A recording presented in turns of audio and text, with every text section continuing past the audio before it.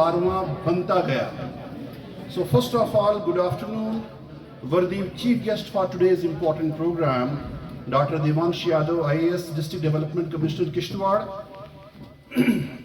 Guest of honor for today's program, Madam Dr. Jyoti Parihar, Worthy Principal, Government Degree College, Kishtwar. Other dignified faculty members and dear students. I would like to inform you all that today's program is being organized by Career Counseling and Guidance Cell, Government Degree College, Kishtwar, and the theme of today's program is, you can see on the LED also, UPSC Civil Services, Preparation and Strategy. जो response हमें मिला, हालांकि मैं कल ही DC साहब से बात कर रहा था, मैंने कहा सर क्या आप रेडी हैं? सर ने कहा बिल्कुल. हालांकि 26 तारीख को सर ने कहा था कि 2 मई को आप इसको रख लीजिए, जो कि सिंथन फेस्टिवल है, उसके लिए भी सर को बहुत बहुत कंग्रेचुलेशंस. बहुत बढ़िया रहा वो. तो सर ने 2 मई का हमें टाइम दिया था. बिल्कुल सर बिल्कुल वादे के पक्के निकले और आज हमारे सामने सर बैठे हैं. मैं सर को बता दूं कि सर जो ओवरवेलमिंग रिस्पांस हमें बच्चों का मिला, सुबह कल शाम को हमने शेयर किया ग्रुप्स में, और आज बहुत सारे बच्चे ऐसे हैं जो कॉलेज पास आउट्स हैं. वो हमें बता रहे थे सर प्लीज़ क्या हमें अलो करेंगे आप कॉलेज में.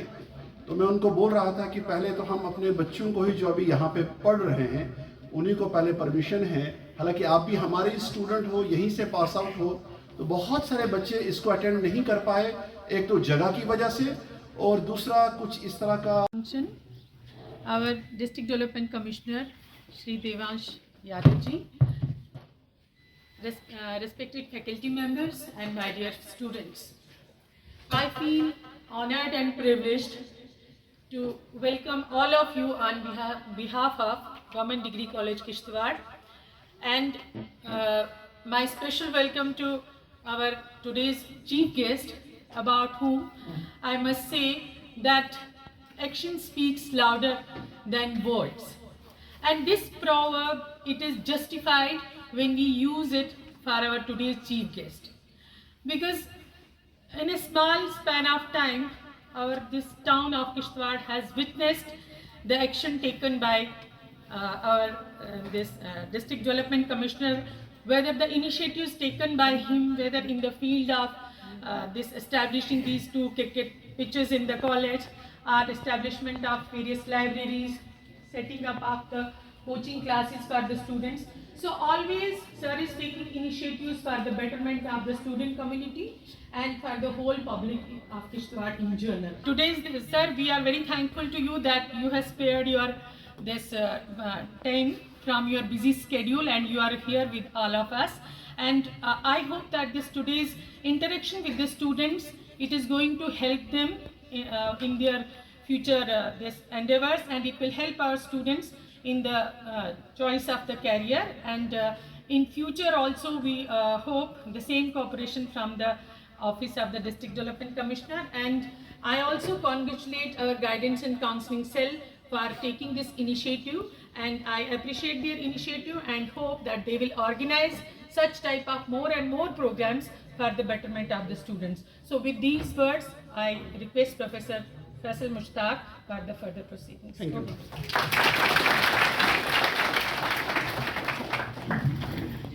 Thank you. चहीते और एक बहुत ही wonderful personality doctor Devansh Yadav sir को मैं रिक्वेस्ट करूंगा कि वो आएं, और मैं तमाम बच्चों से भी रिक्वेस्ट करूंगा कि वो प्लीज़ अपनी कॉपीज़ जो आप कह रहे थे सुबह, अपनी नोटबुक और अपनी कॉपीज़ और अपना, उससे पहले sorry,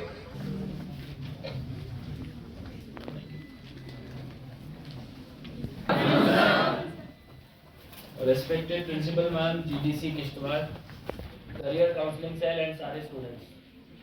So I think we'll keep it mixed language, English and Hindi Urdu combined, ताकि सब लोगों को समझ में आए.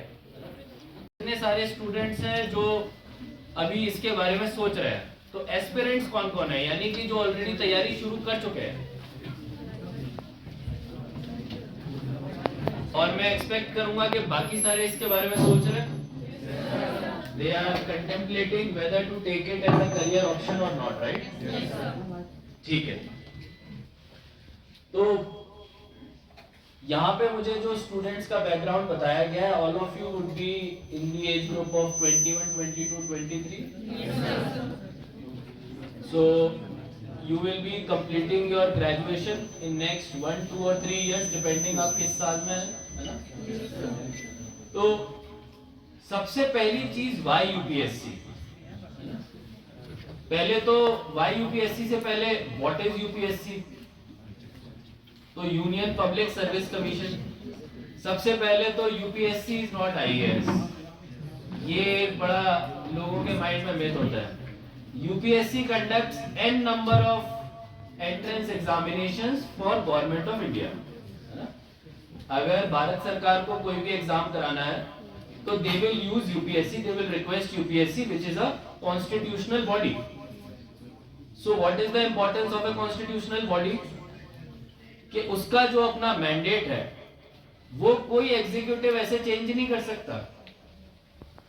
इवन अगर कोई मिनिस्टर बोले कि भाई आज ऐसे नहीं ऐसे कर दो, नो, उसके लिए आपको पार्लियामेंट में अप्रूवल लेनी पड़ेगी, पूरे मेंबर ऑफ पार्लियामेंट का कंसेंट चाहिए. So it's a constitutional body which is having a mandate to carry out recruitment on behalf of government of India. तो बहुत सारे एग्जाम्स लेता है. उन बहुत सारे एग्जाम्स में एक एग्जाम होता है सिविल सर्विसेज एग्जामिनेशन. अब उस सारे एग्जामिनेशंस में भी आप देखेंगे कि जो सिविल सर्विसेज एग्जामिनेशन है उसके अंदर 15 से 20 सर्विसेज होती हैं. 3 सर्विसेज ऐसी हैं जो कि ऑल इंडिया सर्विसेज है. कौन कौन सी? क्या बात है, यहाँ पे एस्पिरेंट्स मुझे ज्यादा लग रहा है. आप लोगों ने, कम लोगों ने हाथ खड़े करे. सो 3 ऑल इंडिया सर्विसेज हैं और बाकी सारी सेंट्रल सर्विसेज हैं. जैसे कि हमारी Indian revenue service, Indian postal service, audit and account service, है ना, डिफेंस एस्टेट सर्विस, काफी सारे सर्विसेज जो है सेंट्रल सर्विसेज. डिफरेंस क्या है ऑल इंडिया सर्विस और सेंट्रल में? जो ऑल इंडिया सर्विस होती है वो स्टेट में भी पोस्टेड होती है. जब वो गवर्नमेंट ऑफ इंडिया में पोस्टेड होती है तब वो at the disposal of Bharat सरकार, यानी कि government of India, prime minister के डिस्पोजल पे होती है. तो जब हमने ये जान लिया कि हम सिविल सर्विस एग्जामिनेशन की बात कर रहे हैं तो मैं इस चीज पे भी आ जाता हूं कि एक आईएएस का क्या काम होता है, इंडियन एडमिनिस्ट्रेटिव सर्विस. तो जब ब्रिटिशर्स थे उन्होंने 1800s में एग्जामिनेशन शुरू किया आईसीएस का. कोई बता पाएगा कब पहला एग्जामिनेशन था? 1927. नहीं, ये 1853 के आसपास शुरू हो चुके थे एग्जामिनेशंस और उनका जो मैंडेट था वो बदलता गया. पहले एग्जामिनेशंस होते थे तो राजा महाराजे यानी कि जो प्रिंसली स्टेट्स होती थी उनको नॉमिनेट किया जाता था कि भाई आप गवर्नमेंट के लिए काम करिए as a civil servant. Because उस समय डेमोक्रेसी तो थी नहीं, तो कोई वोटिंग तो होती नहीं थी. तो जिसको उन्होंने नॉमिनेट किया वही गवर्नमेंट के लिए काम करेगा. जब इसको इंडियंस के लिए खोला गया तब हमारे किस एरिया से सबसे पहले लोगों ने आना शुरू किया? Bengal. Because Bengal was the area of renaissance. यहाँ पे काफी सारे इंडियन रिलेशंस जिसको हम बोलते हैं, चाहे वो सती प्रथा खत्म करने की बात हो, चाहे वो अदर लिटरेरी एक्ट्स में हमारे पुराने जो रिलीजियस स्क्रिप्चर्स हैं उनके ट्रांसलेशंस की बात हो, बंगाल टुक द लीड. तो वहां से ऑफिसर्स ने आना शुरू किया. ये सिलसिला चलता रहा 1900s तक. दोनों वर्ल्ड वॉर्स हो गए और जब इंडिया 1947 में आजाद हुआ तब उस टाइम कॉन्स्टिट्यूएंट असेंबली के पास ऑप्शन था कि सिविल सर्विस को कंटिन्यू रखा जाए या इसको हटाया जाए. हटाया क्यों जाए? Because they were instruments of exploitation by the British government. जब सिविल सर्वेंट्स अंग्रेजों के लिए काम कर रहे थे तो वो अंग्रेजों के लिए जो अंग्रेज बोलते थे वो चीज करते थे. तो there was resentment among the Indian leadership कि why should we engage such people. But at the same time Sardar Patel, who was the home minister of the country at that time, said that civil service has a mandate. वो mandate है एक steel frame of the country. जो भी powers in the place उस समय होंगी वो country को एक सिस्टम के थ्रू चलाए, ये सिविल सर्विस की जिम्मेदारी है। और इसीलिए अभी हमने इंडियन सिविल सर्विस को इंडियन एडमिनिस्ट्रेटिव सर्विस बनाने की जरूरत है। इससे ये होगा कि एक तो इनका जो मैंडेट था, पहले ये कॉलोनियल मास्टर्स के लिए काम कर रहे थे, now they will be accountable to the public. And democracy में public is represented by the elected leaders, which means the prime minister, chief minister and the ministers of council of ministers। दूसरा इन्होंने बोला कि जो all India service है वो state में भी रहती है, सेंटर में भी रहती है। अगर एक आईएएस या आईपीएस या फॉरेस्ट ऑफिसर की बात करें तो पहली पोस्टिंग में अगर वो एक ब्लॉक हेडक्वार्टर या तहसील हेडक्वार्टर पर पोस्टेड होते हैं, उसके बाद वो सब डिवीजन पे जाते हैं, उसके बाद वो डिस्ट्रिक्ट में रहते हैं, डिस्ट्रिक्ट में रहने के बाद वो डिवीजन में जाते हैं, और इतना सब करने के बाद 10, 12, 15 साल बाद वो स्टेट लेवल पे जाते हैं, और सीनियोरिटी लाने के बाद वो दिल्ली में गवर्नमेंट ऑफ इंडिया के लेवल पे जाते हैं। तो इसको स्टील फ्रेम क्यों बोला जाता है? क्योंकि पूरे कंट्री में 3,500 से 4,000 ऑफिसर्स हैं जो कि अभी आईएएस हैं। इसी तरह के ऑलमोस्ट नंबर्स हमारे इंडियन पुलिस सर्विस के भी हैं, इंडियन फॉरेस्ट सर्विस के भी। तो आईएएस को स्टील फ्रेम इसीलिए बोला जाता है बिकॉज लोएस्ट रंग ऑफ द हायरार्की। ब्यूरोक्रेसी क्या होती है? इट्स अ स्ट्रक्चर सिस्टम, है ना? एक नीचे ऑफिसर होगा, फिर उसके ऊपर एक होगा, फिर उसके ऊपर एक होगा, तो इट्स अ स्ट्रक्चर। तो जब आप एक ऑफिसर को तहसील, ब्लॉक लेवल, गांव के लेवल से ऊपर डिस्ट्रिक्ट से, डिवीजन से, स्टेट से, दिल्ली तक के लेवल तक आप एक्सपीरियंस देते हो, तो वो ऑफिसर आपके कंट्री के ग्राउंड लेवल से लेके ऊपर तक के लेवल की रियलिटीज को समझ पाता है। और स्टील फ्रेम का काम है कंट्री को जोड़ के रखना, क्योंकि पॉलिसीज तो बनती रहेंगी, जैसे भी गवर्नमेंट आएंगी वो अपनी पॉलिसीज बनाती रहेंगी, लेकिन उन पॉलिसीज में कंटिन्यूटी रहे। जो हमारा सिस्टम है एडमिनिस्ट्रेशन का, वो चीजों को चलाते रहे। चीजें क्या होती हैं? आपके स्कूल में टीचर आए, आपके घर में पानी आए, आपके यहाँ पे बिजली आए, आपकी सड़कें खुली रहे, आपके यहाँ पे लॉ एंड ऑर्डर बना रहे, आप लोग दुकान जा सके, सामान खरीद सके, सामान का जो रेट है वो रेट खरीदने लायक हो। यानी कि आपके रोजमर्रा की हर चीज के लिए अगर कोई सिस्टम बना हुआ है वो मेंटेन रहे, दैट इज द मैंडेट। और उसके अलावा जो इनोवेशंस और गवर्नमेंट पॉलिसीज है वो तो अलग है। तो ये बात हो गई सिविल सर्विसेज की। This is what civil services all about. What is IAS, है ना? तो पहली चीज हमने बस्ट कर दी कि यूपीएससी सिर्फ आईएएस का एग्जाम नहीं कराता। दूसरी चीज हमने बस्ट कर दी कि वो सिविल सर्विस का एग्जाम कराता है, आईएएस का तो कोई एग्जाम होता नहीं है। उनमें से एक सर्विस होती है आईएएस। वो पहले आईसीएस बोली जाती थी, आजादी के बाद उसका मैंडेट चेंज हुआ, उसको कॉन्स्टिट्यूशनल प्रोटेक्शन अंडर आर्टिकल 311 दी गई, और इस 311 के प्रोटेक्शन में कोई भी ऑफिसर जो इस पोस्ट पे आता है उसको रिमूव कर सकते हैं, उसकी अपॉइंटिंग अथॉरिटी यानी कि प्रेसिडेंट ऑफ इंडिया, और कोई उनको सर्विस से रिमूव नहीं कर सकते। ये कॉन्स्टिट्यूशनल प्रोटेक्शन क्यों है? ताकि हम लोग एक फेयर और फ्री मैनर में अपनी बात को रख सकें, और जो भी कॉन्स्टिट्यूशन और लॉ के अंडर है उसको इंश्योर करा सके। अब बात हो गई आईएएस के ऊपर, एग्जाम यूपीएससी के ऊपर।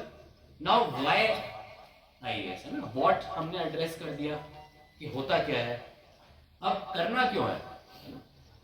तो इसमें 3-4 चीजें हैं, और ये 3-4 चीजें मैं नहीं कहूंगा मैंडेटरी है, लेकिन अगर ये नहीं है तो समवेयर डाउन दी लाइन थोड़ा लाइफ टफ हो जाती है प्रिपरेशन में। जैसे कि कई लोग होते हैं कि it can be a stable source of income, it can be a good government job, but all of you know that there are thousands of government jobs. There are thousands of government jobs which might not be that difficult. as the civil service exam. So I would say that fixed income, salaried job, government job, safe job is not a reason to come into the IAS. दूसरा एक negative society का reason है. हमारी society में power structure बड़ा feudal हो जाता है. किसी किसी जगह चीजें चेंज हो रही है. अब जिस तरह के हम लोग अकाउंटेबल है, पहले थोड़ी उतना होता था. इंटरनेट के जमाने में तो कहीं भी आप जाओगे आपको कोई वीडियो रिकॉर्ड कर लेगा. आपको जो भी बोलना है आप किसी को ऐसे दरकिनार नहीं कर सकते हैं. Everyone has a right. Internet के जमाने में आज की तारीख में जिसके पास भी फेसबुक अकाउंट है उसकी आवाज है. तो दूसरा जो रीजन है वो है पावर का, कि मुझे पावर चाहिए तो मैं आईएएस बन जाता हूं. That again is a negative reason. क्यों नेगेटिव रीजन है? एक तो आपकी फाउंडेशन ही नेगेटिव हो गई कि भाई आप पावर के पीछे भाग रहे हो. आज का जमाना 21st सेंचुरी का है. पहली बार सिविल सर्विसेज अब उस तरह की सिविल सर्विसेज नहीं रही कि भाई किसी ने कोई ऑर्डर दे दिया और वो इंप्लीमेंट हो जाएगा. Civil services is accountable.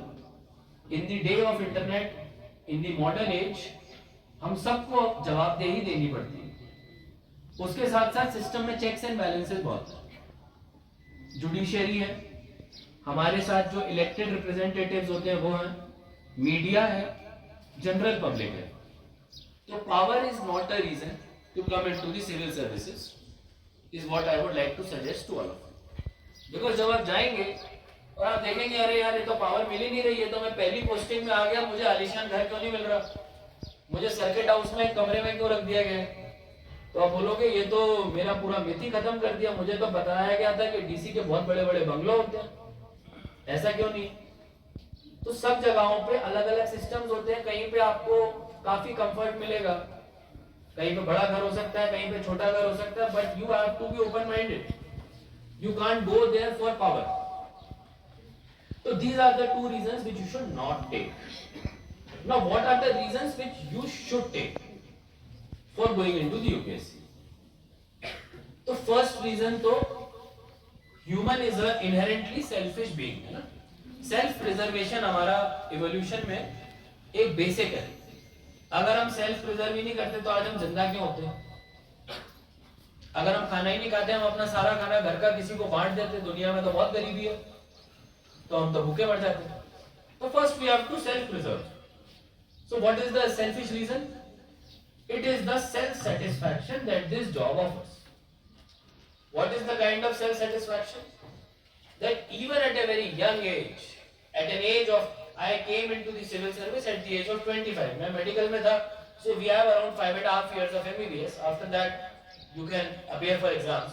तो 25 साल की एज में आया. Eight a very young as you can occupy a chair जिसमें कि काफी सारे ऑफिसर्स जो इतनी सीनियरिटी पे होंगे, even you can preside over them, you can ask them to do the right things, and you can bring a lot of change in the lives of people at a very young age.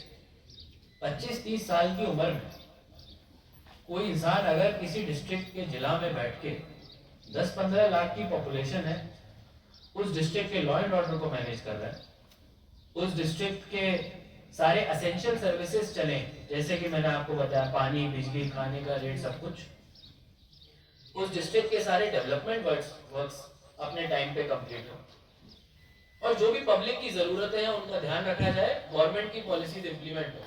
अगर 25-30 साल की उम्र में इन सब चीजों को oversee कर रहा है, तो that itself is a very self satisfying thing to do in your life. Very few jobs in the world would offer this.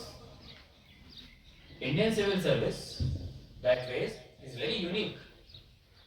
कई जगहों पे कंट्रियों की पॉपुलेशन 10-15 लाख होती है, और उस हिसाब से आप देखिए 25-30 साल की उम्र में आप एक डिस्ट्रिक्ट में बैठे होते हैं. सेकेंड चीज डेफिनेटली इज नेशन सर्विस. कि मैं कर रहा हूं तो क्यों कर रहा हूं? क्यों? आप तो चेयर पे बैठ जाओगे, आप प्रिसाइड भी कर लोगे, आप लॉ एंड ऑर्डर भी मेंटेन कर लोगे, सब्जी के दाम, बिजली, पानी सब इंश्योर कर लोगे. But what will keep you motivated, what will keep you driving towards more and more? Because कई तरह के ऑफिसर्स आपको मिलेंगे.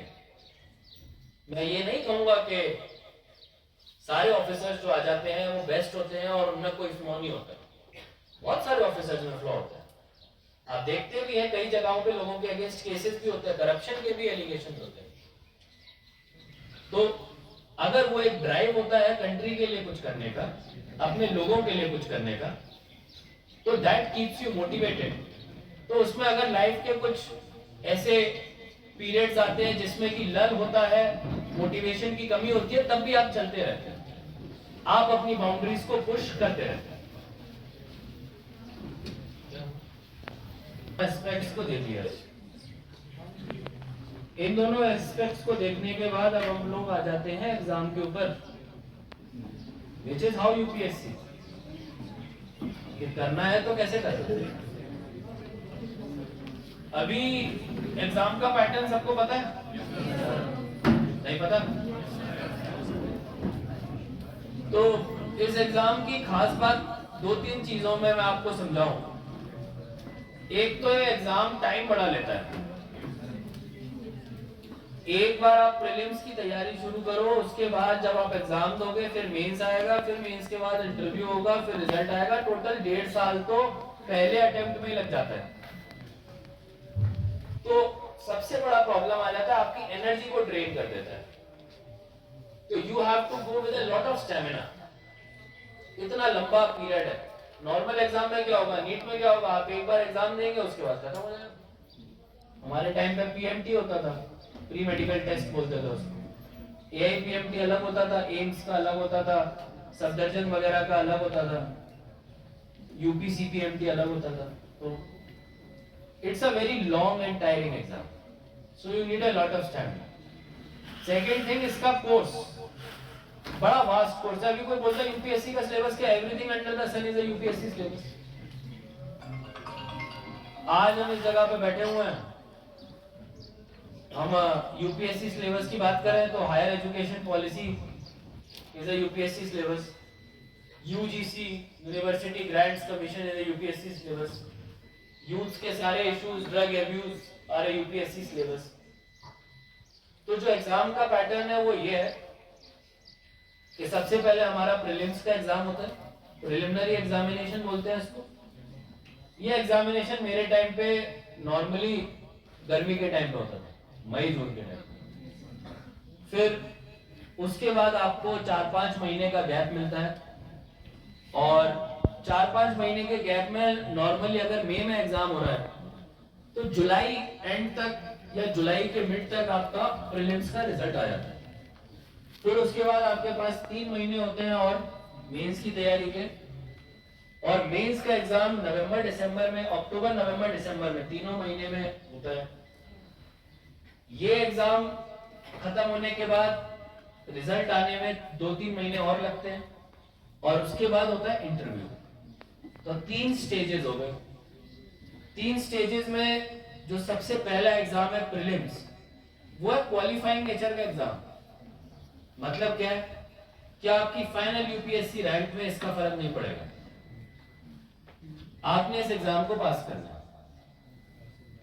तो हमारे टाइम पे अराउंड अगर 5 से 6 लाख लोग एग्जाम देते थे, तो उनमें से 17 से 18 हजार मेंस के लिए क्वालिफाई होते थे, और उन 17 से 18 हजार में 3 से 4 हजार इंटरव्यू के लिए क्वालिफाई होते थे।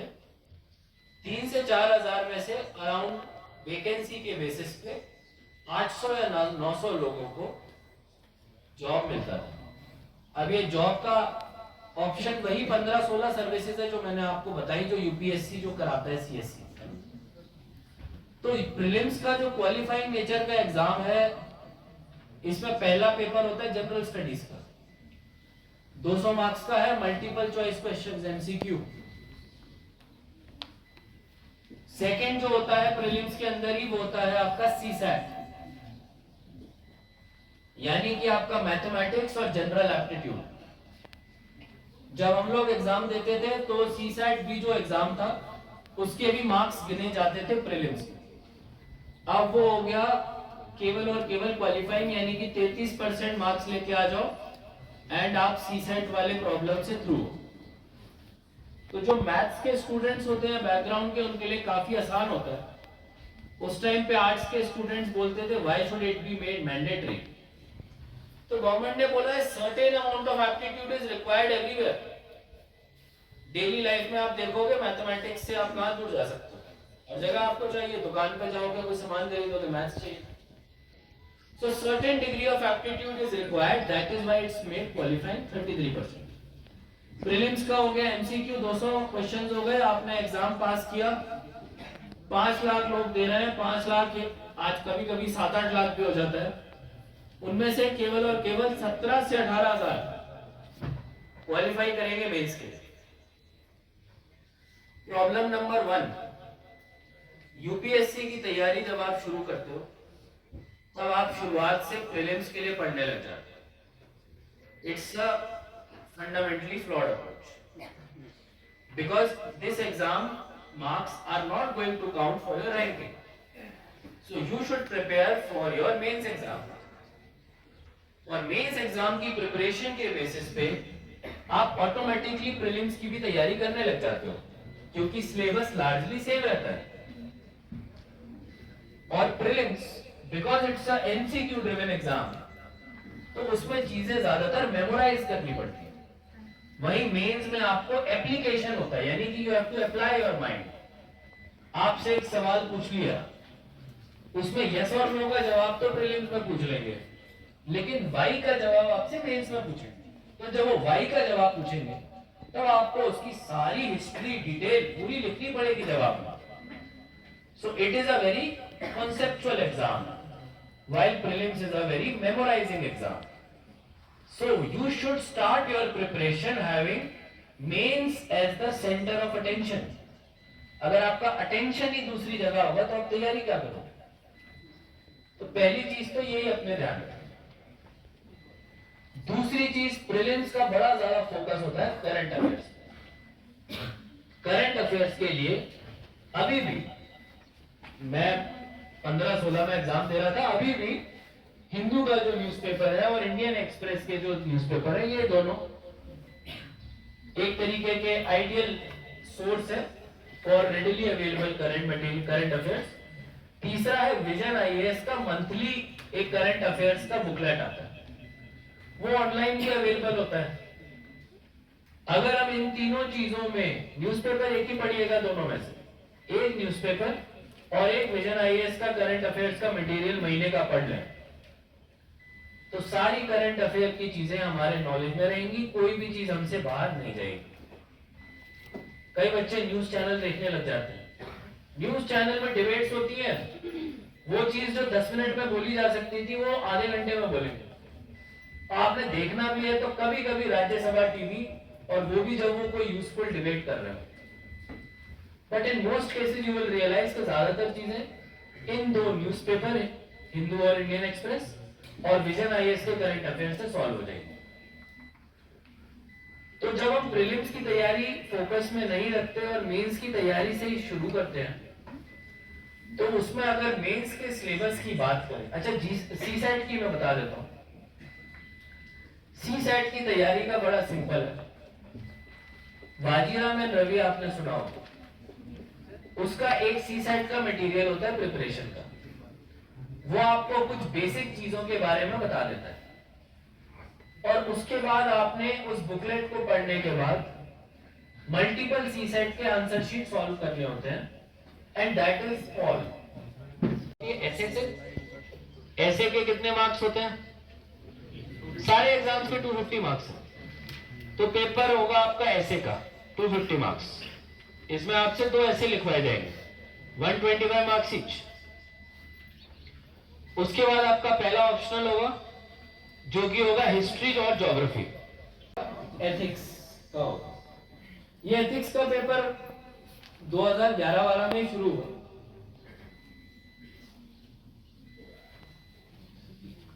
उसके पहले नहीं था। कितने हो गए? 5 हो गए। 5 इंटू 250 1250, 1250 500 मार्क्स का ऑप्शनल है, 250 ईच। 2 पेपर्स होंगे, पेपर 1 पेपर 2। टोटल कितना हो गया? 1750। उसके बाद आएगा आपका इंटरव्यू, जो कि होता है स्टेज 3। इंटरव्यू के कितने मार्क्स हुए? 225, 275। और डेली का रूटीन बनाया, क्योंकि बहुत लंबा एग्जाम है। ऐसा नहीं है कि हम 6 महीने तैयारी करेंगे और एग्जाम दे दिया। पूरा 1 साल तैयारी करना है, और उसके अगले 1 साल तक भी अगर एग्जाम देते रहेंगे तो प्रैक्टिकली आपकी लाइफ के 2 साल चलेंगे। तो उसमें आपने सबसे पहले जीएस से शुरुआत की। मान लीजिए आपने हिस्ट्री से शुरुआत की। हिस्ट्री में अगर एंशिएंट हिस्ट्री की हम बात करें, तो मेरे केस में एंशिएंट हिस्ट्री में हम मेनली कल्चर पढ़ते थे। आर्किटेक्चर रहता था, टेम्पल आर्किटेक्चर, मॉस्क आर्किटेक्चर, उसके साथ साथ लैंग्वेजेस, हमारा जो भक्ति रेवोल्यूशन है मूवमेंट था, उस तरह के सारे जो हमारे एंशिएंट हिस्ट्री के पॉइंट्स थे वो हमने पढ़ने होते। सोर्स क्या लेना होता था? एक तो एनसीईआरटी टेक्स्ट बुक, और दूसरा नितिन सांगवान के notes. This is for Nitin Singhania, this is for ancient history, जो कि मेनली होता है एंशिएंट हिस्ट्री में कल्चर ही आता है। कहने का मतलब है, अगर हम अशोका की बात करें तो वो आपको अशोका के आयरन पिलर के ऊपर सवाल पूछेंगे, ये नहीं पूछेंगे कि अशोका ने कलिंगा में कैसे विक्ट्री करी थी अपनी। तो they will not go into the history aspect more, they will focus into the culture and language and art aspect in case of ancient history. Second जो हम चीज पढ़ेंगे, मिडिवल हिस्ट्री। मिडिवल हिस्ट्री बहुत कम आती है as far as mains paper is concern. Mainly आती है प्रीलिम्स के एग्जाम में, और प्रीलिम्स के एग्जामिनेशन में जो आती है वो हम एनसीईआरटी के थ्रू सारा उसका इंफॉर्मेशन ले सकते हैं। That is your first text book to refer to. फिर हम आ जाते हैं lastly modern history. Modern history सबसे ज्यादा सिग्निफिकेंट होती है। मॉडर्न हिस्ट्री में एक तो हमारी स्पेक्ट्रम की किताब होती है ना, एक इंडिया बिफोर इंडिपेंडेंस, एक India after independence, Bipin Chandra की 2 किताबें हैं। इसमें इंडिया बिफोर इंडिपेंडेंस जो है 1857 से शुरू होता है और 1947 तक जाता है। ये जो किताब है इसी का शॉर्टर वर्जन स्पेक्ट्रम की किताब है।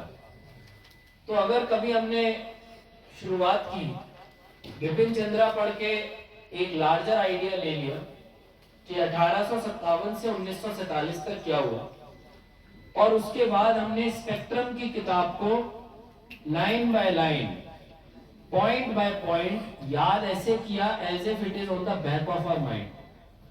It is the most important book as far as history is concern. Freedom struggle के लेके भी इसमें एक एक चीज को डिटेल से बताया गया है। अलग अलग मूवमेंट्स को लेके भी एक एक चीज को डिटेल से बताया गया। जब हमने एंशिएंट हिस्ट्री खत्म कर दी, बात आ गई इंटरनेशनल रिलेशंस की। इंटरनेशनल रिलेशंस में जिस तरह के सवाल आपको मिलेंगे, आई वुड सजेस्ट कि आप विजन आईएएस का इंटरनेशनल हिस्ट्री का मटेरियल एक बार रेफर कर लें, जिससे कि आपको स्पेशली इंटरनेशनल इंस्टीट्यूशंस जैसे कि यूनाइटेड नेशंस, यूनिसेफ, डब्ल्यूएचओ, इन सब के बारे में जानकारी मिल जाए। कुछ important events in history, world history, उसके लिए हम बात करें जैसे कि American civil war, French revolution, उसके साथ साथ वर्ल्ड वॉर 1 और 2। तो ये जितना हमारा बोल के चले 15th सेंचुरी से 19th और 20th सेंचुरी का पीरियड है वर्ल्ड हिस्ट्री का, इसके लिए हम किसी भी एक कोचिंग का मटेरियल, यानी कि इनके क्लास के नोट्स होते हैं, इन क्लास के नोट्स को रेफर कर लें। जब हम इनके क्लास के नोट्स को रेफर कर लेंगे, उसमें हम लोग अपने खुद के भी पॉइंट्स बनाते जाएंगे, एंड दैट इज ऑल.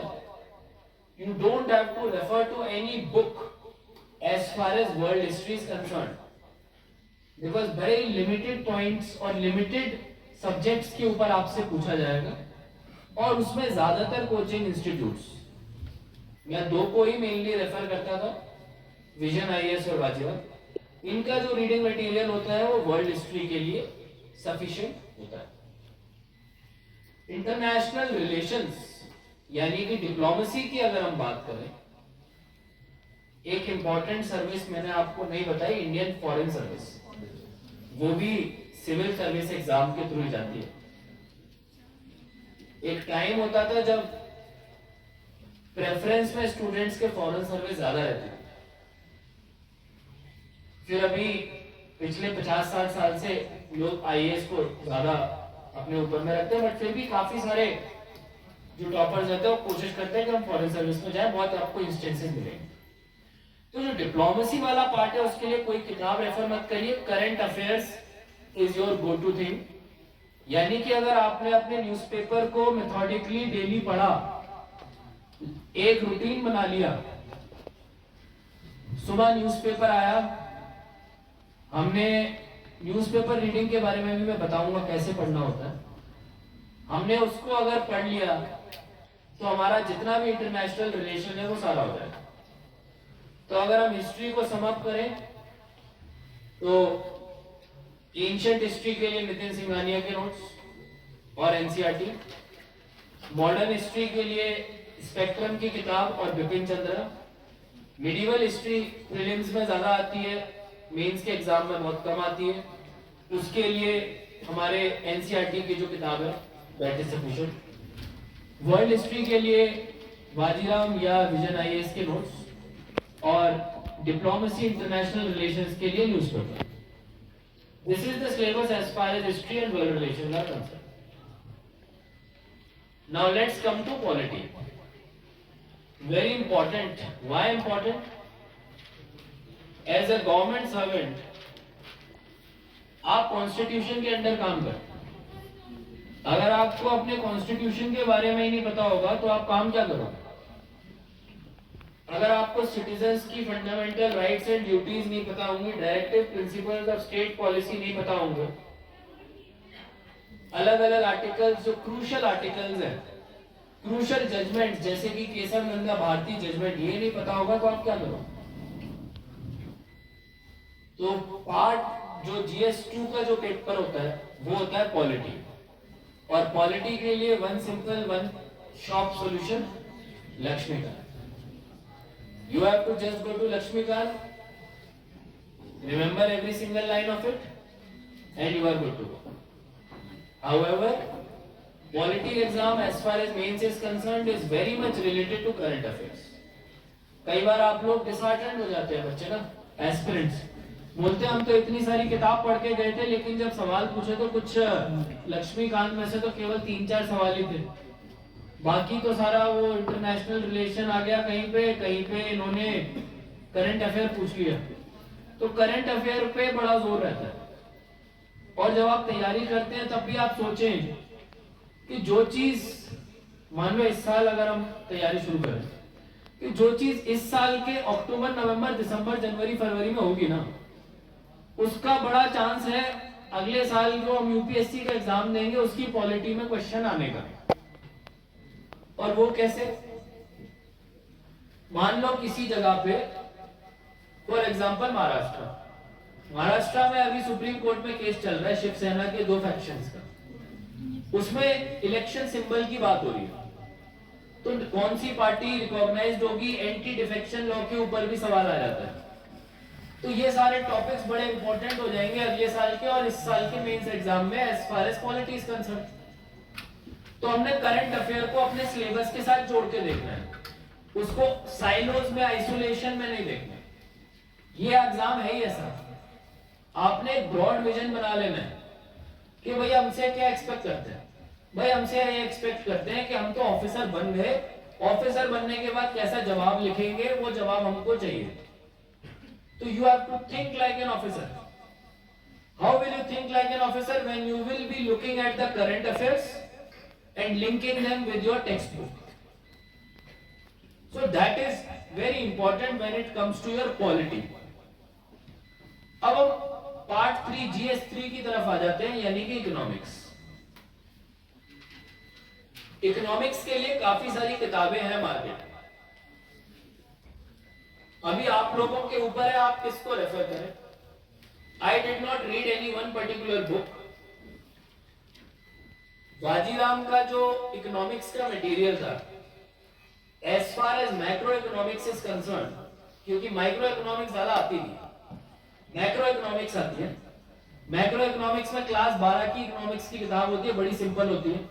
आप वाजीराम के नोट्स पढ़ लो और उसके बाद वो मैक्रो इकोनॉमिक्स की किताब पढ़ लो, आपका मेजर इकोनॉमिक्स का पार्ट कंप्लीट हो जाता है। कोई और एलिमेंट रह जाए तो श्रीराम के इकोनॉमिक्स के नोट्स काफी अच्छे होते हैं। ऑफ कोर्स आपने लेटेस्ट मार्केट ट्रेंड को देखना पड़ेगा। अभी have those notes been able to keep up with the demand of UPSC in the past 7 or 8 years और नॉट, बिकॉज सिलेबस भी तो अपडेट होता रहता है। आज की तारीख में इन्फ्लेशन की इंपॉर्टेंस जितनी है शायद उस टाइम पे नहीं रही हो। आज की तारीख में इकोनॉमिक सर्वे एक बड़ा इंपॉर्टेंट रोल प्ले कर रहा है, तो आपने इकोनॉमिक सर्वे को भी अपना पढ़ना है। That is again as important as your macro economics text book.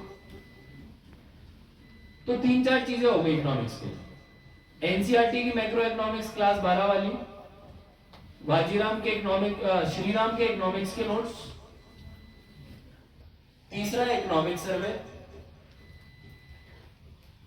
और अगर ये भी चीज छूट जाती है तो कंसेप्चुअल क्लैरिटी के लिए वाजीराम के इकोनॉमिक्स के। तो यानी 2 कोचिंग क्लासेस के इकोनॉमिक्स के नोट्स हो गए, वाजीराम के भी और श्रीराम के भी।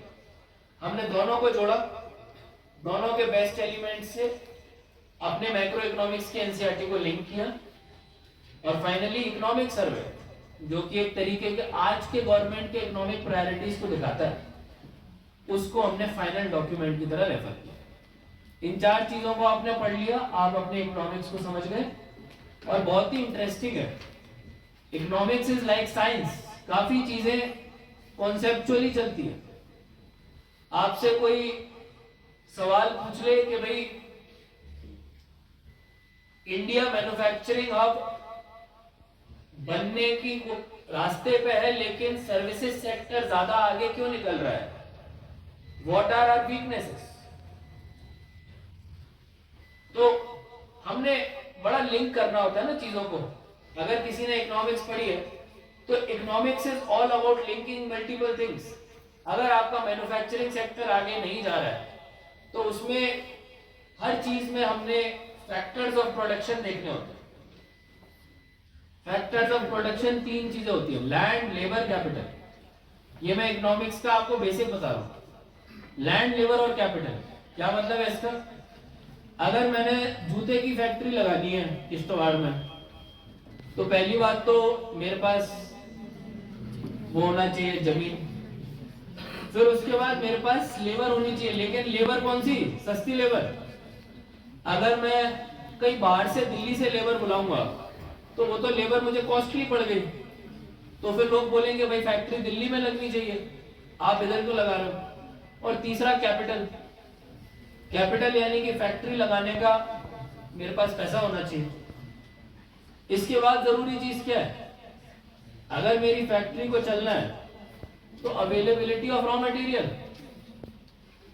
तो अगर मेरे पास रॉ मटेरियल यानी कि लेदर ही नहीं है तो मैं कहीं दूर से लेदर इधर मंगवाऊंगा। मान लो मुंबई से लेदर मंगवाता हूँ या लुधियाना से मंगवाता हूँ, तो लुधियाना वाला बोलेगा तो यार फैक्ट्री मेरे यहाँ पे लगनी चाहिए थी, मैं तो दिल्ली के ज्यादा पास हूँ। तो इकोनॉमिक्स एक बड़ा कॉन्सेप्चुअल सब्जेक्ट है। अगर आप क्वेश्चंस को कॉन्सेप्चुअली एड्रेस करोगे, फैक्टर्स ऑफ प्रोडक्शन को अपने माइंड में रखोगे सेंटर में, कि भाई लैंड, लेबर, कैपिटल और रॉ मटेरियल और मार्केट, 5 चीजें हो गई हमारी। मार्केट का मतलब क्या होगा, जूते बेचने हैं भाई, यहां से भेजने के लिए दिल्ली में तो मार्केट रखा हुआ है मेरा, मैंने जूते बना दिए, उसकी कोई इधर डिमांड ही नहीं है, तो मैं क्या करूंगा।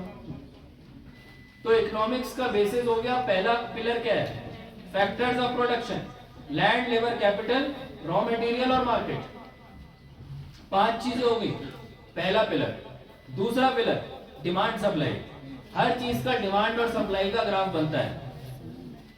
आपसे कोई इन्फ्लेशन की सवाल पूछता है, हाँ भाई टमाटर महंगा क्यों हो गया, 2 चीजें हो सकती हैं, या तो टमाटर की सप्लाई कम हो गई हो या टमाटर की डिमांड बढ़ गई हो। इन दोनों रीजंस की वजह से टमाटर का रेट बढ़ गया। टमाटर का रेट बढ़ गया, उसको हमने क्या बोला, टमाटर का इन्फ्लेशन हो गया, है ना। तो 2 अगर हमने चीजें बना ली, फैक्टर्स ऑफ प्रोडक्शन और डिमांड सप्लाई, इन 2 के बेसिस पे, कॉन्सेप्ट्स के बेसिस पे हम अगर ये रिसोर्स मटेरियल पढ़ते हैं तो हमारी इकोनॉमिक्स हो जाएगी। सेकंड पार्ट कौन सा होता है GS3 का, साइंस एंड टेक्नोलॉजी। अब साइंस एंड टेक्नोलॉजी के लिए कोई एक सिंगल किताब नहीं है। कई सारे बच्चे क्लास 6, 7, 8 की किताब पढ़ते हैं। मैं बोलता हूं इतना अगर हम लोग पीछे जाएंगे तो बेसिक्स पढ़ लो, उसके बाद ज्यादा नहीं पढ़ना है। इंपॉर्टेंट क्या है, इंपॉर्टेंट है इकोलॉजी। इकोलॉजी के लिए आपने क्लास 12 की बायोलॉजी जरूर पढ़नी है। उसमें जो इकोलॉजी वाला पार्ट है, पार्ट 5 है शायद, वो अभी तक चेंज नहीं हुआ है। वो आपके एनवायरनमेंट का भी जो इतना सारा इशू चलता है, क्योंकि ये एग्जाम करंट इश्यूज को लेके ही है, तो अभी ग्लोबल वार्मिंग मेन इशू है, तो आपके इकोलॉजी बड़ी इंपॉर्टेंट है। अब जब आप इकोलॉजी पढ़ते हो तो आप देखोगे उस किताब में, एनसीईआरटी में, कि आपके काफी सारे समिट्स होते रहे यूएन लेवल पे। कभी दोहा समिट होता है, कभी कोपेनहेगन वाला होता है। अभी जो हमने अकॉर्ड साइन करे कार्बन एमिशंस को लिमिट करने के लिए, इन सब के डिटेल उसमें नहीं मिलेंगे। तो उसमें अगेन आपको एक कोचिंग इंस्टीट्यूट का इकोलॉजी का रिसोर्स मटेरियल रेफर कर लेना है। उसके साथ साथ आपके कुछ टॉपिक्स जो आप यूपीएससी का सिलेबस देखोगे, कुछ टॉपिक्स आपको साइंस एंड टेक्नोलॉजी वाली जो हमारी किताबें होती है क्लास 6, 7, 8 की, उनमें नहीं मिलेंगे। वो चीजें भी आपने बाहर से रेफर करनी है। अच्छा, मैं एक चीज भूल गया GS1 में, और वो है ज्योग्राफी। तो ज्योग्राफी का तो बड़ा सिंपल है। ज्योग्राफी में हमने 4 एनसीईआरटी पढ़नी है। क्लास 11 की 2 है, क्लास 12 की 2 है। They are the bedrock of basic fundamentals of geography as far as UPSC is concern. आपने इतना पढ़ लिया, आपके ज्योग्राफी के सारे कॉन्सेप्ट्स क्लियर हो जाएंगे। एक टॉपिक आता है नेचुरल रिसोर्स को लेकर। वो नेचुरल रिसोर्स वाला आपने किसी कोचिंग के मटेरियल से पढ़ना पड़ेगा। हमारे यहाँ पे एक किताब होती थी, मुझे नाम ध्यान नहीं आ रहा है, जीसी लियोंग हम लोग रेफर करते थे, बट मैंने देखा कि एफर्ट थोड़ा ज्यादा है, रिजल्ट थोड़ा कम। तो हम लोग जीसी लियोंग को रेफर कर सकते हैं या फिर कोचिंग के मटेरियल। GS4 है एथिक्स। लेक्सिकॉन आती है एथिक्स में। Lexicon is the main book जो कि आपने एथिक्स के लिए रेफर करनी होती है। इसके अलावा अगर आप एक कोचिंग इंस्टीट्यूट का भी मटेरियल ले लेंगे just to keep the questions ready. Ethics में क्या होगा ना, आप लेक्सिकॉन पढ़ के चले जाओगे, हार्डली 2 या 3 ऐसे सवाल होंगे जो कि कॉन्सेप्ट्स पे होंगे, यानी कि मॉरल्स क्या होता है, सोसाइटल एथिक्स क्या होता है। बड़े कम सवाल होंगे जो कि कॉन्सेप्ट्स पे होंगे। ज्यादातर सवाल होंगे ethical dilemmas of a civil servant. हमारे एक सीनियर है, पहले गवर्नमेंट ऑफ इंडिया में एजुकेशन सेक्रेटरी थे,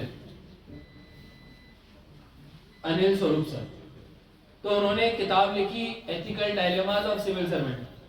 आप लोगों के पास कभी टाइम हो तो उसको पढ़िएगा, तो आपको पता चलेगा कि ऑफिसर की लाइफ में डे टू डे बेसिस पे क्या क्या एथिकल इश्यूज उजागर होते हैं।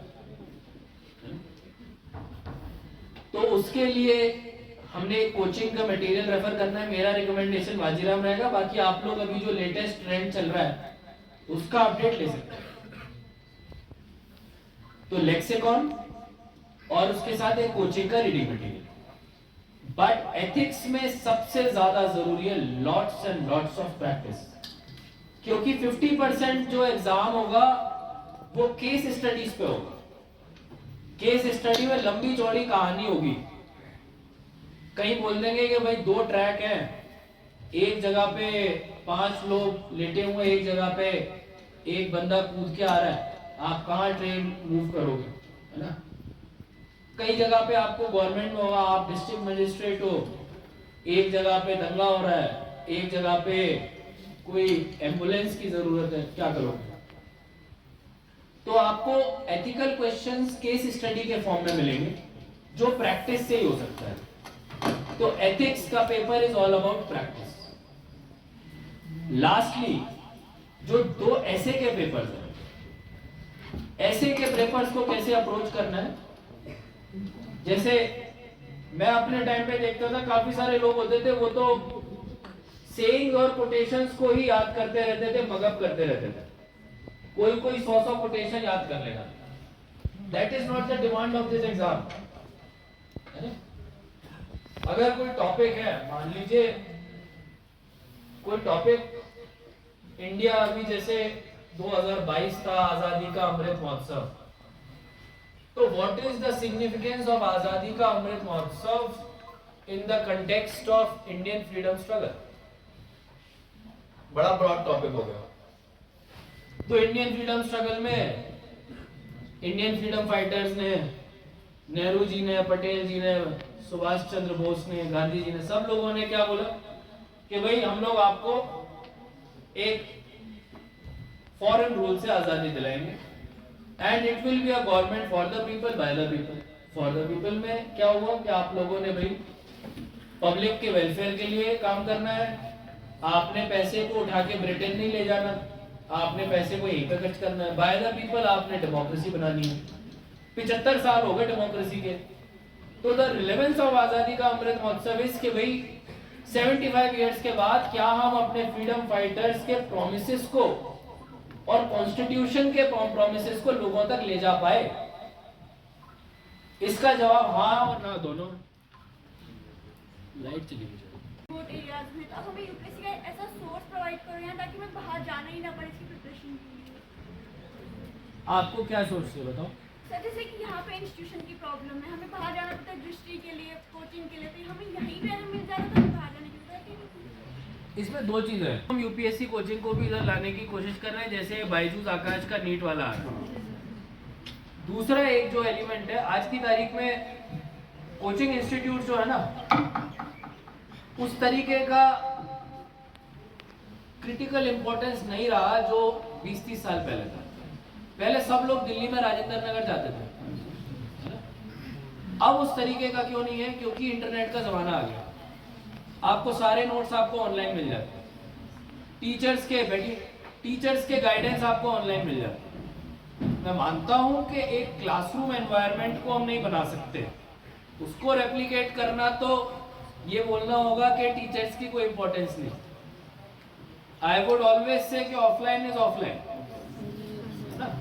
तो उसके लिए हमारे पास 2 तरीके, एक तो हम यूपीएससी को भी इधर लाने की कोशिश करेंगे, दूसरा आप भी इंटरनेट के जो मैंने आपको सोर्सेज बताए, एक इनसाइट्स ऑन आईएएस बड़ा अच्छा है, ऑनलाइन वेबसाइट्स है, सारा आपको मटेरियल आपको मतलब इतना ज्यादा मिल जाएगा, यू विल बी बॉम्बार्डेड। आप नोट करके रखिए सारा जो सर बता रहे हैं सब। तो आज की तारीख में पता है क्या होता है कि information is no longer the issue, यानी कि पढ़ने को तो बहुत कुछ है, पढ़ने के लिए टाइम ही नहीं है।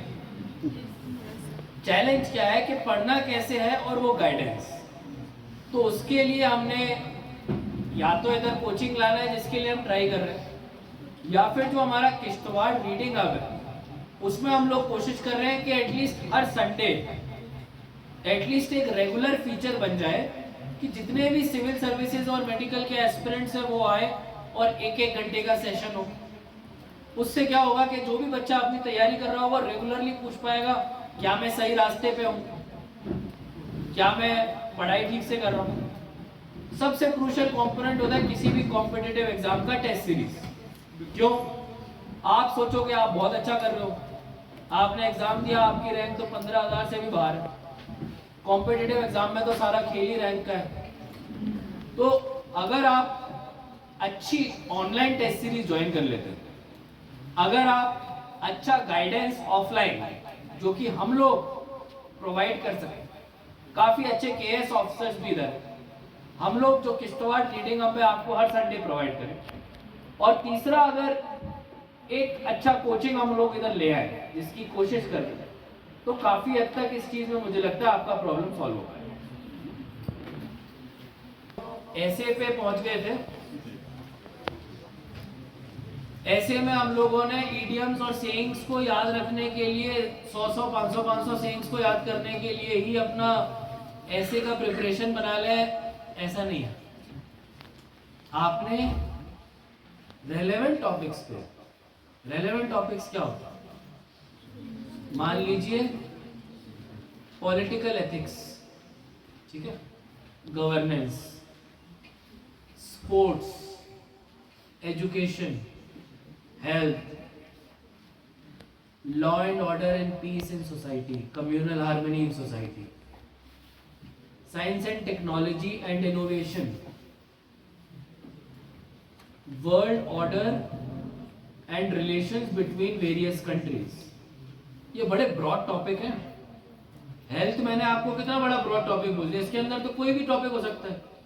अगर आप ऐसे 15-20 ब्रॉड टॉपिक्स को बना लें जिसके ऊपर आपने 2 या 3 अच्छे कपलेट्स, कुछ रिनाउंड साइंटिस्ट के, कुछ पॉलिटिकल लीडर्स के, थॉट लीडर्स के आपने कुछ लाइंस बना ली जिनको कि आप अपने ऐसे में क्रूशियल जगहों पे यूज कर सकते हैं, है ना? कि भाई अगर हम मोरालिटी के ऊपर, पॉलिटिकल मोरालिटी के ऊपर, इलेक्शन में करप्शन के ऊपर बात करें तो हम कभी प्लेटो को कोट कर दें, कभी हम महात्मा गांधी को कोट कर दें, डेमोक्रेसी के लिए हम अमेरिका के किसी फाउंडिंग फादर को, जेफरसन को कोट कर दें, साइंस एंड टेक्नोलॉजी और critical thinking and scientific temperament के लिए हम हमारे मौलाना आज़ाद को कोट कर दें, या फिर हमारे यहाँ के जो सीवी रमन और जो बड़े बड़े साइंटिस्ट हुए उनको कोट कर दें, सोशल रिफॉर्म्स के लिए हम राजा राम मोहन रॉय को कोट कर दें।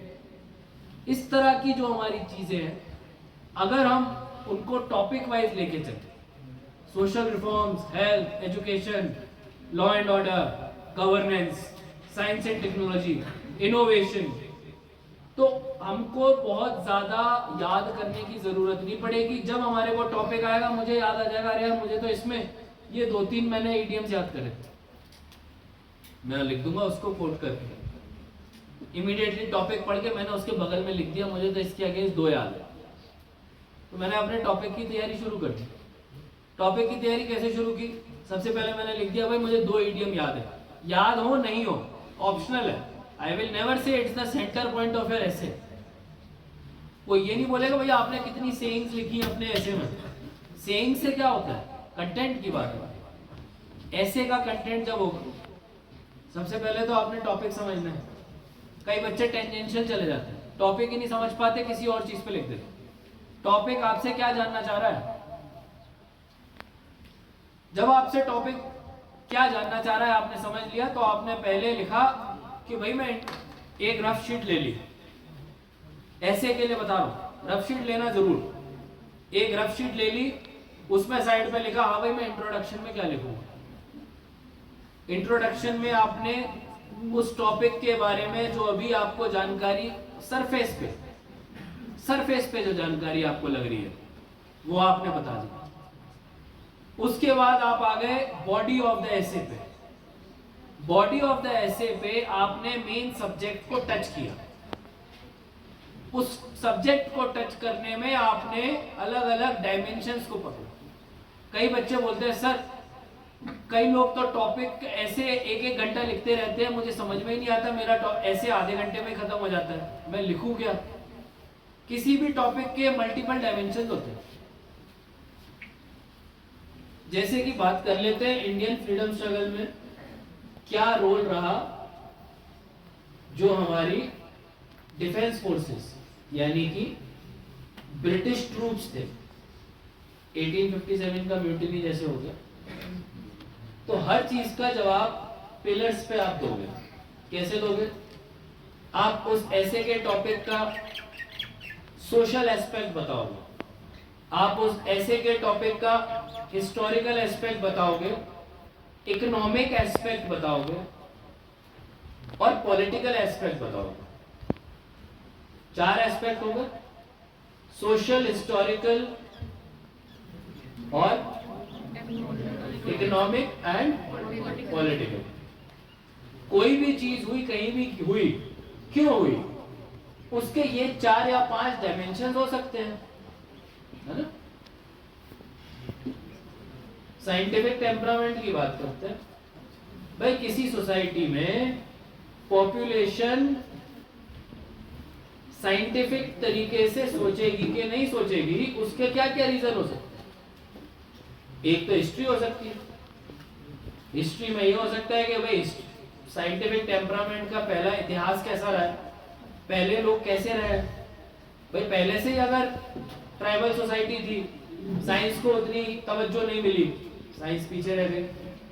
पॉलिटिकल हो सकता है, पॉलिटी डेवलप नहीं थी, पॉलिटिकल लीडर्स ने डेवलप नहीं होने दिया साइंटिफिक टेम्परामेंट। तीसरा इकोनॉमिक हो सकता है, लोग गरीब हैं। साइंटिफिक टेम्परामेंट के लिए पहले आपको अवेयरनेस चाहिए, एजुकेशन चाहिए।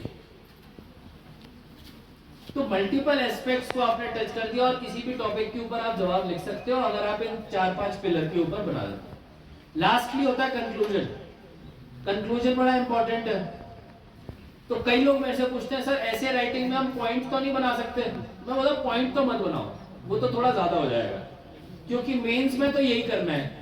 जीएस के तो सारे टॉपिक्स में पॉइंट वाइज ही जवाब देना है और उसमें भी यही करना है, इंट्रो, पॉइंट्स, कंक्लूजन, सब जगह, चाहे वो हिस्ट्री हो, पॉलिटी हो, इकोनॉमिक्स हो, ज्योग्राफी हो, इंटरनेशनल रिलेशन हो, इंट्रो, पॉइंट्स, कंक्लूजन, सिंपल। लेकिन ऐसे में ऐसा नहीं, ऐसे में हमारा लॉन्ग फॉर्म चलेगा।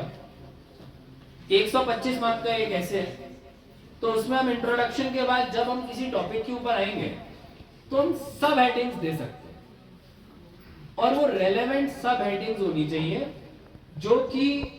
जो हमारा इन्विजिलेटर जो आंसर शीट जो चेक कर रहा है, जो टीचर जो बैठा हुआ है, उसको गाइड कर सके कि हम कहां कहां किस किस पॉइंट को एड्रेस कर रहे हैं। और ऐसे में सबसे ज्यादा हाईलाइटिंग का इंपॉर्टेंस है। आपने 10 लाइन बड़ा पैराग्राफ लिख दिया, वो टीचर ने कितनी सारी आंसर शीट चेक करनी होती है एक दिन में, वो कैसे उस क्रूशियल वर्ड को पकड़ेगा जिसके बिना ऐसे अधूरा है। उस क्रूशियल वर्ड को तो आप ही ने हाईलाइट करना है। You have to mark it prominently. कई लोग मार्कर यूज करते हैं, कई लोग कलर्ड पेन यूज करते हैं, it depends on you to keep things simple. आप ब्लू पेन लेके जा रहे हैं, आप ब्लैक पेन से अंडरलाइन कर दीजिए, दैट इज ऑल। दोनों पेन अलाउ, तो कीप इट सिंपल। कंक्लूजन में आपने बड़ी क्लैरिटी के साथ बताना है आगे का रास्ता क्या है। आगे का रास्ता यानी कि एज ए पॉलिसी मेकर आपको क्या लगता है कि प्रॉब्लम कैसे सॉल्व होगी and where are we headed, that is the crux of conclusion. तो हमारा ऐसे कंप्लीट हो गया, जीएस के सारे हो गए। लास्टली आ जाते हैं ऑप्शनल। ऑप्शनल के 2 पेपर्स हैं। मैं सजेस्ट करूंगा जिसका जो सब्जेक्ट जिसमें उसको लगता है कि वो बेटर कर सकता है। EQ बड़ी इंपॉर्टेंट चीज है इस एग्जाम में। EQ का मतलब इमोशनल क्वेश्चन। ये भी जानना है कि सामने वाला क्या अच्छा करता है और क्या सुनना चाहता है या क्या एक्सपेक्ट करता है। ये भी जानना है कि आप क्या कर सकते हो। तो अगर आपके 3 सब्जेक्ट हैं, आप किस चीज सब्जेक्ट में अच्छे हो, वो आपका इमोशनल क्वेश्चन अपने आप के लिए है। उससे आप गाइडेंस लोगे कि भाई हाँ मेरे 3 सब्जेक्ट हैं, हिस्ट्री, ज्योग्राफी, एंथ्रोपोलॉजी।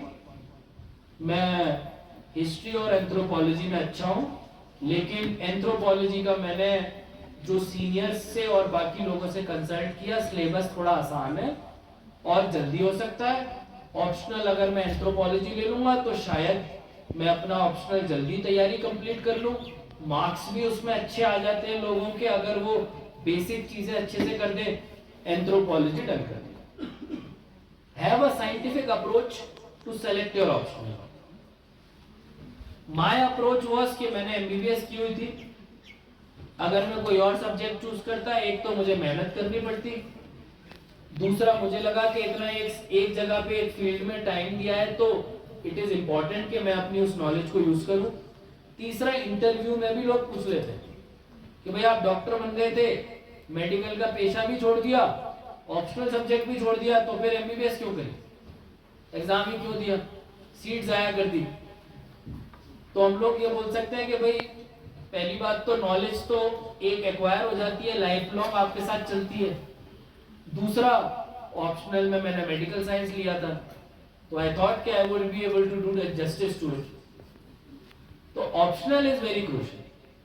अपना ऑप्शनल बहुत ध्यान से चुने, scientifically point by point wise चुने, आपको कभी कोई इशू नहीं आएगा। तैयारी में बीच में मुड़ के नहीं देखना पीछे, एक बार अच्छा चुन लिया तो फिर आगे चलते रहे।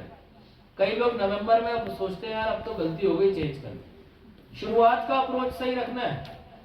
क्या अप्रोच है? EQ के थ्रू अपनी स्ट्रेंथ्स एंड एबिलिटीज पता लगानी है, आप किस सब्जेक्ट में अच्छे हो। नॉट नेसेसरी कि आप जिस सब्जेक्ट में अच्छे हो उस सब्जेक्ट को आपको सबसे ज्यादा पसंद भी है।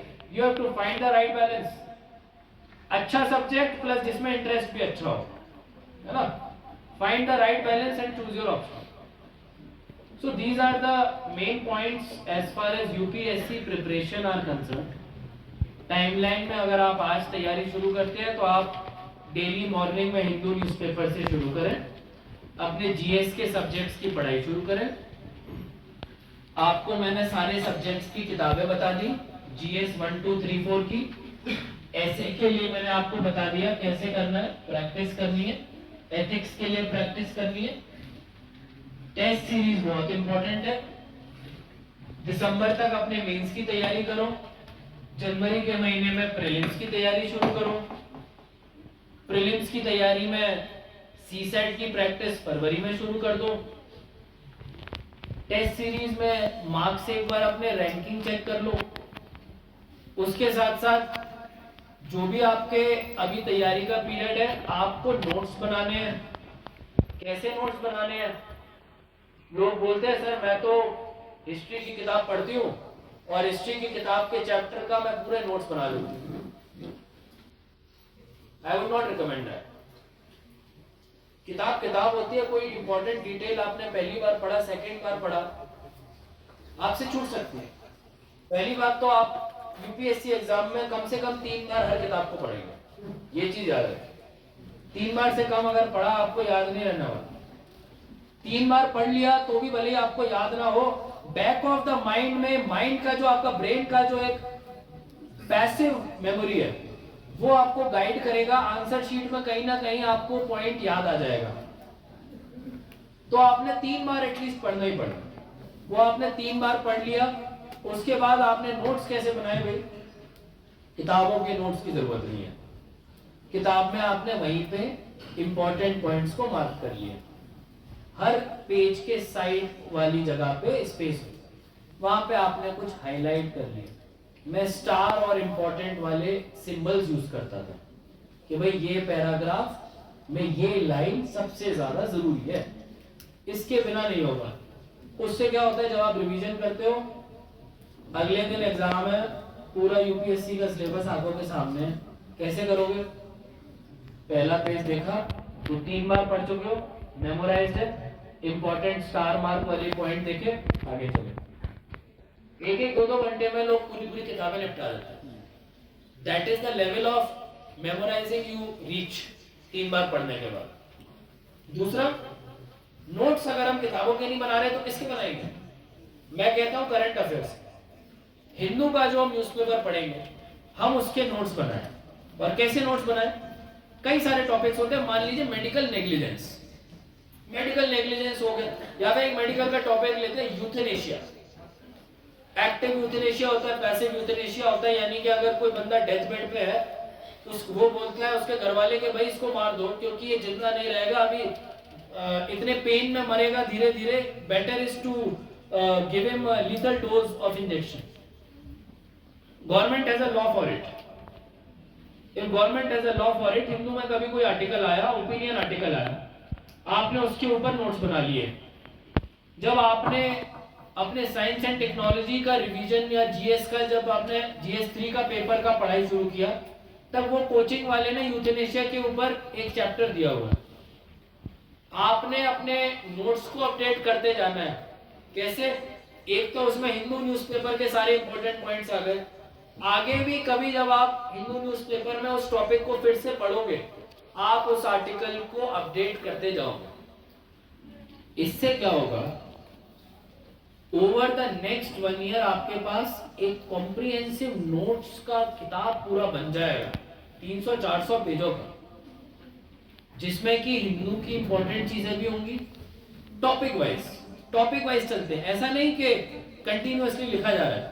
पता चला अभी मेडिकल नेग्लिजेंस के ऊपर आपने लिख दिया, फिर 4 पेज बाद फिर से लिखा, आप उसको रिवाइज कैसे करोगे? एक ही पेज पे लिखा, उसमें स्पेस छोड़ दिया, स्पेस छोड़ने के बाद आपने मान लो आधे पेज का लिख दिया, 2 महीने बाद आपने कोई एक काम की चीज पढ़ ली, विजन आईएएस के करंट अफेयर में, आपने आधे पेज के बाद में वो पैराग्राफ ऐड कर दिया उसमें। उसके बाद आपने कभी किसी कोचिंग वाले का साइंस एंड टेक्नोलॉजी का पढ़ लिया, उसमें कोई एक नया पॉइंट आपको पता चल गया, आपने वो अगले पेज पे ऐड कर दिया। तो यानी कि आपने मेडिकल नेग्लिजेंस के लिए वो 2 पेज बना दिए, जो कि इतने कॉम्प्रिहेंसिव है कि यूपीएससी में कोई सवाल उनके बाहर नहीं आ सकता। और एक तो वो करंट अफेयर्स इंक्लूड करके चल रहे हैं, क्योंकि आप तो जैसे जैसे आता जाता है न्यूज़पेपर में आप ऐड कर रहे हो, आपके नोट्स अपग्रेड होते जा रहे हैं, उसमें करंट अफेयर्स भी है, उसमें किताबों का भी राइट इंफॉर्मेशन है कंसाइज फॉर्मेट में। तो वो जो आपको नोट्स बन जाएंगे, that will be your guiding light जब आप प्रीलिम्स की तैयारी करें, फाइनल दिनों में प्रीलिम्स की तैयारी करेंगे और जब आप मेंस की तैयारी करेंगे।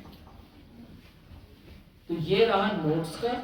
हिंदू न्यूज़पेपर कैसे पढ़ना है, पहला पेज पढ़ना है, उसके बाद सीधा एडिटोरियल पे जाना है, 2 पेज होते हैं ऑपेड और एडिटोरियल, उन दोनों को पढ़ना है। काम की चीजें आर्टिकल्स लगते हैं तो नोट्स में ऐड कर देना है। उसके बाद इकोनॉमिक्स का पेज पढ़ना है, इंटरनेशनल रिलेशंस का पेज पढ़ना है। लोकल पॉलिटिक्स वाले पेज में नॉर्मली कोई रेलेवेंट चीज नहीं मिलती है। उसके बाद हम लोगों ने स्पोर्ट्स में अगर कुछ अच्छा, कोई बड़ा माइलस्टोन हुआ है तो उसको पढ़ लेना। That is all. अगर आप ये अप्रोच अपनाओगे, पहले पेज में आपको 5 मिनट लगेंगे, इकोनॉमिक्स के पेज में आपको कोई काम की चीज मिली तो 5 minute, another 5 minutes probably for sports and international relation. उसके बाद कहानी शिफ्ट हो जाएगी ऑपेड पे और एडिटोरियल पे, which will take half an hour. तो मोटा मोटी 1 hour you will spend per day on your newspaper religiously, उसके बिना नहीं होगा। तो that is how to read your newspaper, और उसमें से कैसे आपने नोट्स बनाए। मैं जैसे एग्जांपल लेता हूं, जब मैं तैयारी कर रहा था, सीरियन सिविल वॉर चल रहा था और मेरे को इंटरनेशनल रिलेशन बड़ा अच्छा लगता है। ऑल्दो यूपीएससी में कोई उसका सवाल नहीं आया, लेकिन एक विजय प्रसाद होते थे जो हिंदू में उसके ऊपर आर्टिकल्स लिखते, तो बड़े लंबे लंबे एडिटोरियल्स होते थे। Lot of details were not required in UPSC, आपको हर डिटेल जरूरी नहीं है। तो it is important that you cut the clutter, यानी कि you make sense out of the huge bunch of information available. तो मैं क्या करता था, वो अराउंड 1000 पेजों का आर्टिकल होगा, उसमें से केवल 5 या 6 लाइन का crucial information Syrian civil war के अपने नोट्स वाले पेज पे लिख लेता था। 3 महीने बाद फिर आर्टिकल आता था, मैं फिर लिख लेता था। तो over the course of preparation क्या हुआ कि जब मैंने यूपीएससी की तैयारी खत्म की, तो मेरे पास वो 2 पेज सीरियन सिविल वॉर को लेके इतने कॉम्प्रिहेंसिव थे, जो कि उसकी हिस्ट्री, उसके ट्रिगरिंग पॉइंट, सिविल वॉर के जितने भी सिग्निफिकेंट इवेंट्स, इंटरनेशनल कंट्रीज से उसका क्या राब्ता रहा, क्या इश्यूज रहे, और उसका ग्लोबल जियोपॉलिटिक्स पे क्या इम्पैक्ट रहा, I was able to sum all of that up in 2 pages. Because of those 2 pages of notes, which I could develop over a period of 12 months, not in a single day, 12 months. So this is the kind of note making that I would recommend to all of you. So this is all from my side. Syllabus भी हो गया, approach भी हो गया, notes भी हो गए, newspaper भी हो गया। अब आपके सवाल, and otherwise I would say it is an ongoing process, questions will never cease. we can have more of such sessions in Kishtwar Reading Hub, probably on Sundays when all of you are free. And that is all from my side. Thank you so much.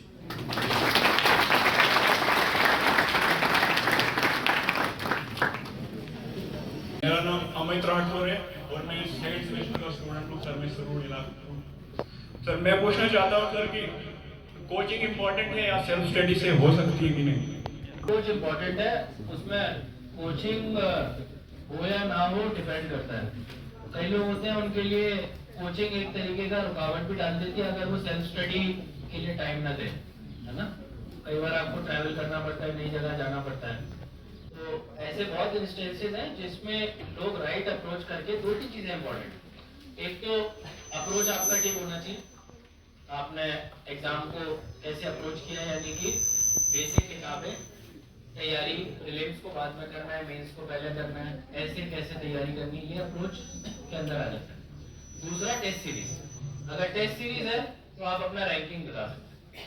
तीसरा किसी भी coaching के videos, notes आजकल online available है, तो ऐसी कोई भी चीज नहीं है आपको जो रोकती है, क्योंकि बहुत बच्चे ऐसे हैं जो कि नहीं आ पाते कोचिंग क्लासेस, और उन सभी बच्चों के लिए ऑप्शन रहता है।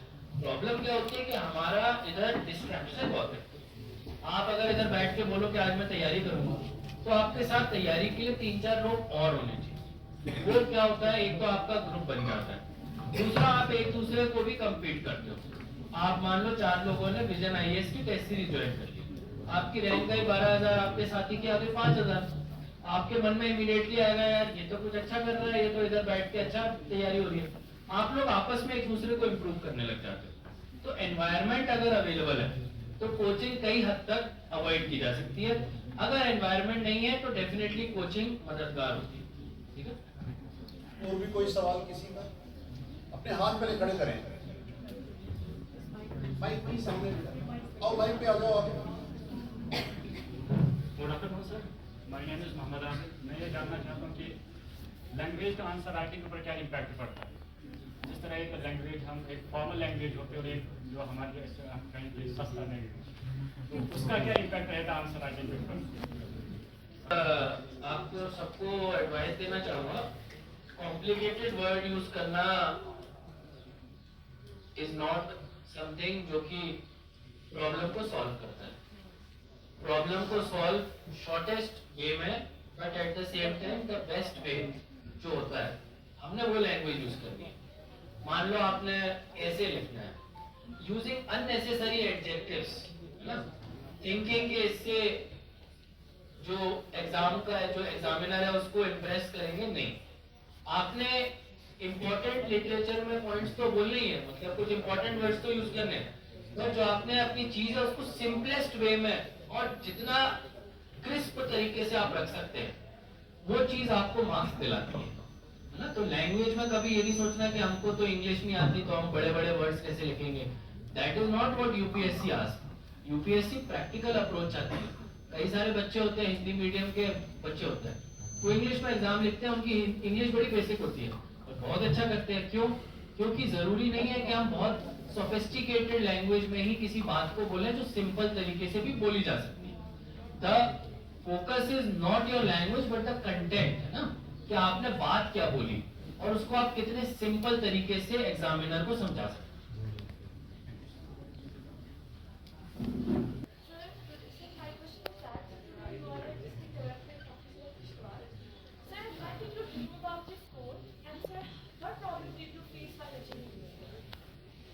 I learned about this in around 7th semester of MBBS. Before that, I had no intention of joining civil services. So, किसी का भी सिविल सर्विसेज पहले से एम हो सकता है, नहीं भी हो सकता है, depend on person to person. In my case I started from 7th semester और the main hurdles was this transition period, है ना।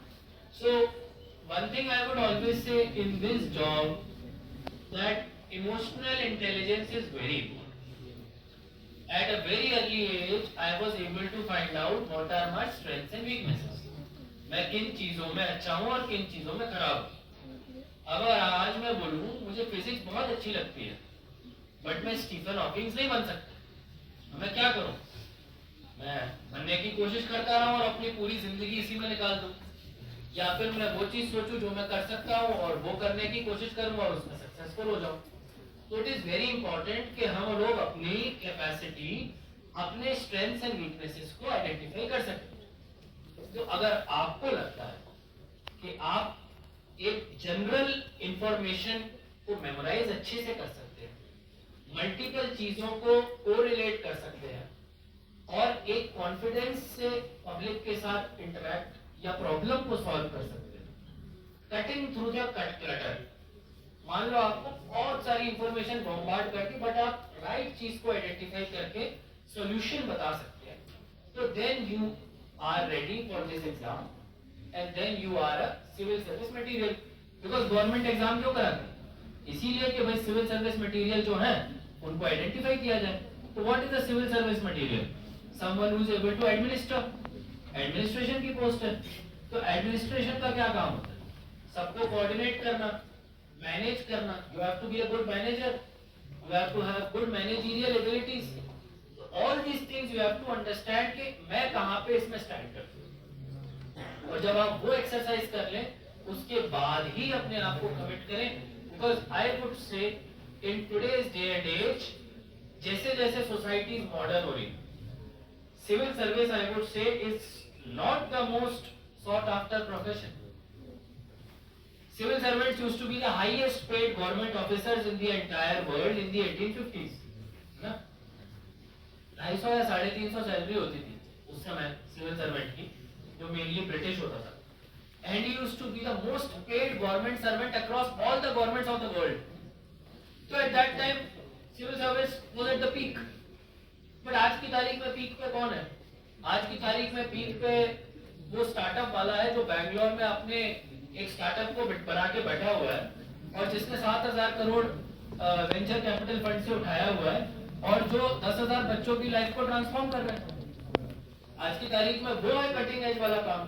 तो चीजें जमाने के साथ चेंज होती है। सिविल सर्विस का जो काम है वो है पुअरेस्ट की मदद करना और सिविल सर्विस के जो पिलर्स हैं, यानी कि जो गवर्नमेंट के जो पिलर्स हैं, उनको सस्टेन रखना, चलाए रखना।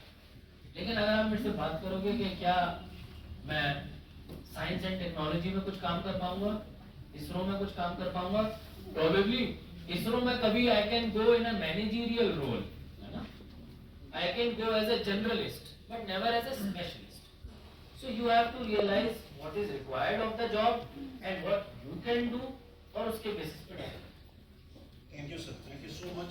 मुझे लगता है आज का ये सेशन एक टर्निंग पॉइंट बन रहा है उन सभी बच्चों के लिए जो सच में सर्विस में आना चाहते हैं। और सर मैं आपको बता दूं, बहुत सारे स्टूडेंट्स हमें सुबह कह रहे थे सर अगर हमें खड़ा भी रहना पड़े, हम 3 या 4 घंटे भी खड़ा रहेंगे, तो मैं आप सबसे रिक्वेस्ट करूं एक बार उन बच्चों के लिए क्लैपिंग कर लीजिए।